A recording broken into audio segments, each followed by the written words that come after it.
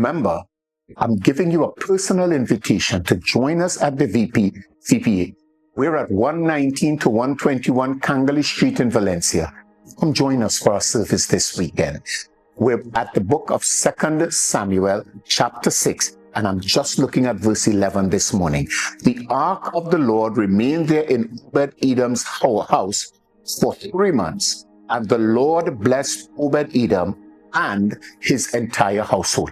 I wanted to just capture the concept that once God begins to bless your life, any person that is attached to you becomes the target of an overflow for the blessing.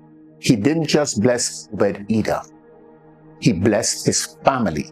But I like how the scripture says he blessed his household. It means that anybody who belonged to his household, his servants, those who worked around the house, all of them became targets for blessing. But I like what the Bible also indicates. The blessing circled Obed-Edom, not the household. They became additions to the blessing. And a lot of times we're willing to settle for just being an addition to the blessing when we can be the person targeted for the blessing. If you open your life, God will come in, and he will come in to bless. It is the disobedient who will be judged.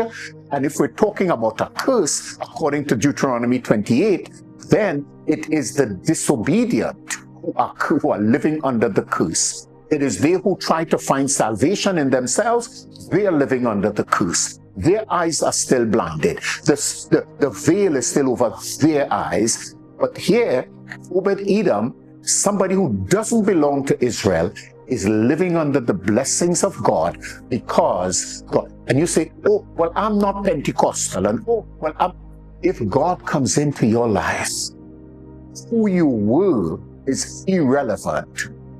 Who you become with God in your life is where the relevance is. Aren't you willing?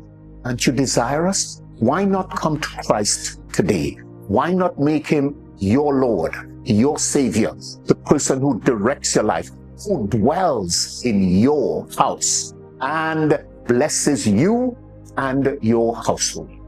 Why not choose him today? Oh, come on, if you're choosing him, why not just pray this prayer with me? Father, in Jesus' name, I come to Christ, knowing I am a sinner, and he is a greater Savior than I am a sinner. Come into my life.